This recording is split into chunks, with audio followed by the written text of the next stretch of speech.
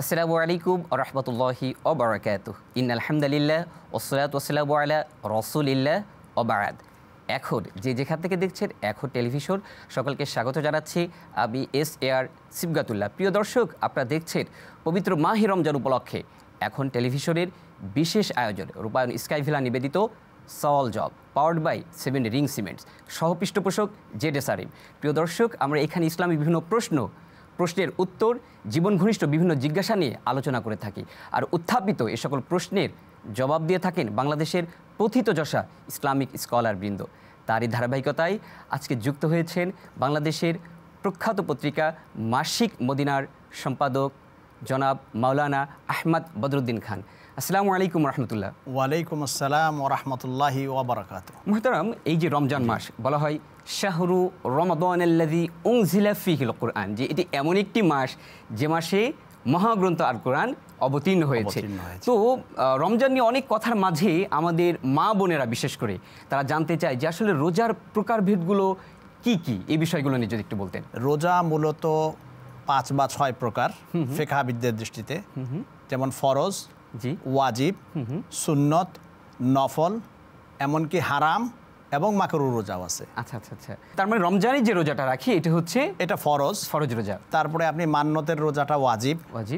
তারপরে যেটা আমরা আইয়ামে বীজের রোজা রাখি, 13-14 মাসের 13-14-15 এবং মুহররমের রোজা, ইয়াউমে আরাফার রোজা, এগুলো হলো আপনি মনে করেন যে সুন্নত এবং নফল রোজা আর কি। এগুলো অসাধারণ, আপনি কি সুন্দর করে বলছিলেন।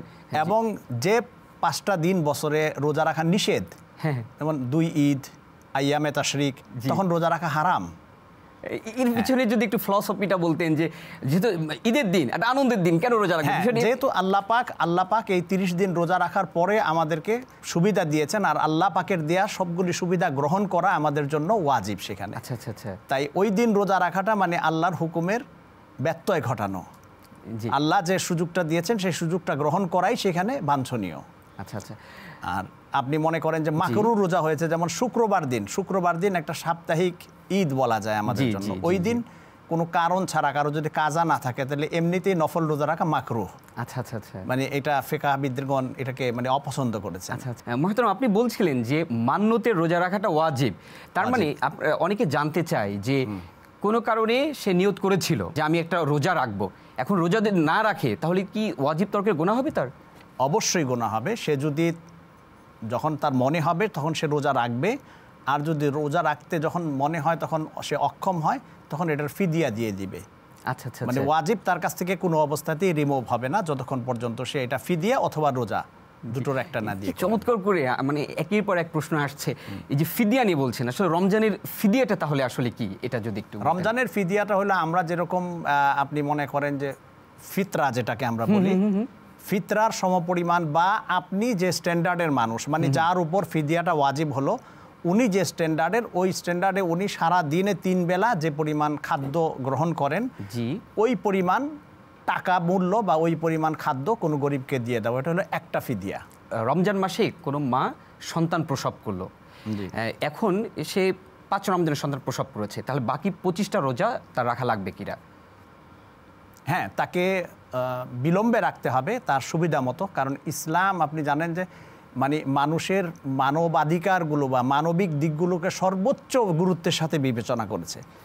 তাই রমজানের মতো এত গুরুত্বপূর্ণ সময়েও আমাদের মা বোনরা যদি মানে প্রসবজনিত কারণে, বা আপনি জানেন যে মাসিক চলাকালীন এই সময়গুলোতে আল্লাহ পাক ফুরসত দিয়েছেন, এবং মা আয়েশা থেকে রেওয়ায়েত আছে যে উনি গত রমজানের মানে কাজা রোজাগুলি তারপরে শাবান মাসে করছেন, মানে সারা বছরই সেটার অবকাশ আছে। তার মানে গর্ভবতী মায়েদের ক্ষেত্রে না, গর্ভবতী মায়েরাও তাদের গর্ভকালীন সময়ে ডাক্তার যদি তাকে অ্যালাউ করেন, চিকিৎসক যদি তাকে অ্যালাউ করেন যে আপনি রোজা রাখতে পারেন, তাহলেই রাখবেন। আর যদি চিকিৎসক মনে করেন যে তিনি বা তার গর্ভস্থ সন্তানের ক্ষতি হতে পারে, তো আল্লাহ পাকও ওইখানে তাকে যথেষ্ট মানে সুবিধা দিয়েছেন যে সে তার সুবিধা মতো পরবর্তী যে কোনো সময় রেখে নেবে। মুহতারাম, আপনার কাছে আবার আসব। দর্শক, সময় হয়েছে একটি বিরতি নেবার, আমাদের সাথেই থাকুন, খুব শীঘ্রই ফিরব ইনশাআল্লাহ।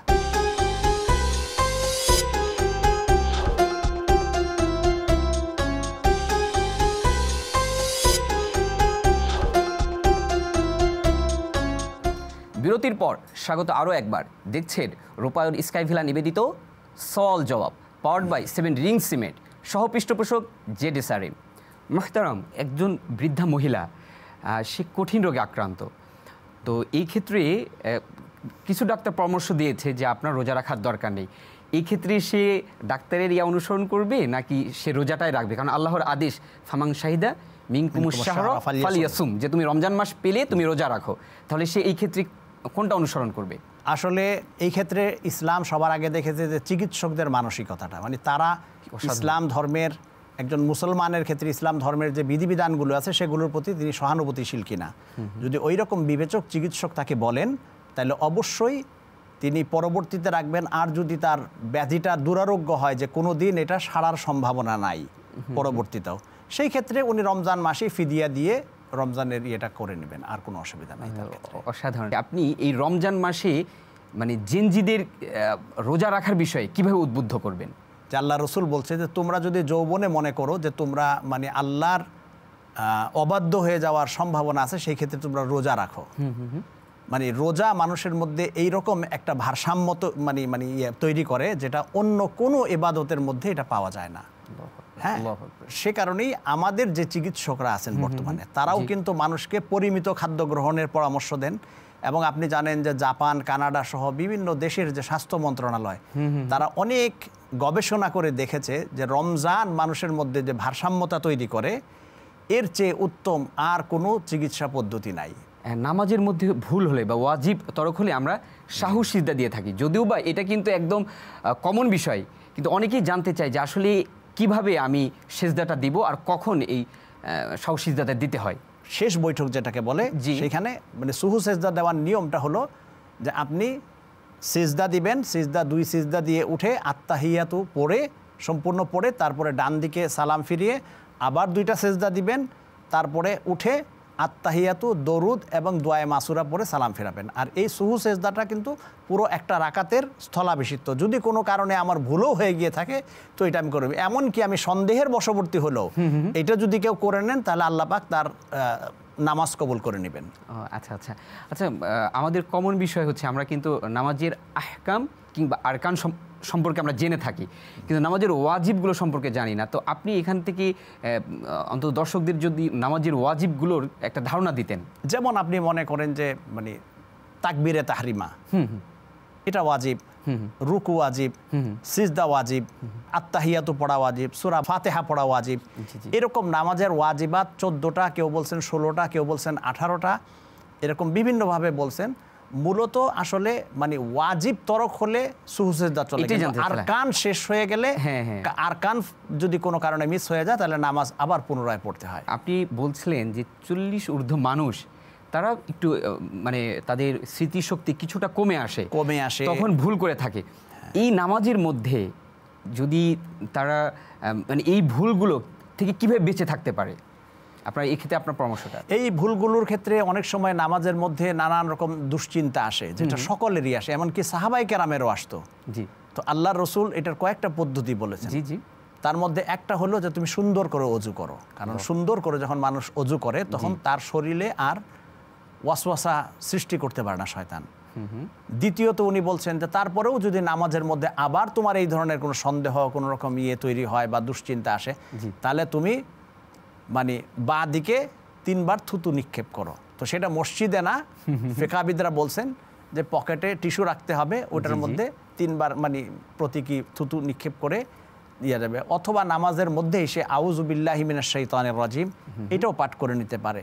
আর সবচেয়ে বড় কথা হলো যে আমরা যদি নামাজে দাঁড়াবার সময় এইটা চিন্তা করি যে আমাকে আমার মহান রব তার সামনে উপস্থিত হওয়ার জন্য আহ্বান করছেন, তার ডাকে সাড়া দিয়ে আমি তার সামনে দাঁড়াইছি, তাহলে আর কোনো আমার মনে হয় যে এটা থাকবে না। অসংখ্য ধন্যবাদ, আপনি খুব সুন্দর করে বলছিলেন। আপনার মহামূল্যবান সময় ব্যয় করে আমাদের স্টুডিওতে আসার জন্য আবারও আপনার প্রতি কৃতজ্ঞতা জানাচ্ছি। আপনাকে এবং এখন টিভি কর্তৃপক্ষকেও মোবারকবাদ। প্রিয় দর্শক, দেখছিলেন রূপায়ণ স্কাই ভিলা নিবেদিত সওয়াল জব পাওয়ার্ড বাই 7 রিং সিমেন্ট, সহ পৃষ্ঠপোষক জেডএসআরএম। প্রিয় দর্শক, দেখা হচ্ছে আগামী পর্বে। সে নাগাদ আপনারা সকলে ভালো থাকুন, সুস্থ থাকুন, আপনাদের সকলের জীবন সুন্দর হোক। আসসালামু আলাইকুম ওয়া রাহমাতুল্লাহি ওয়া বারাকাতুহু।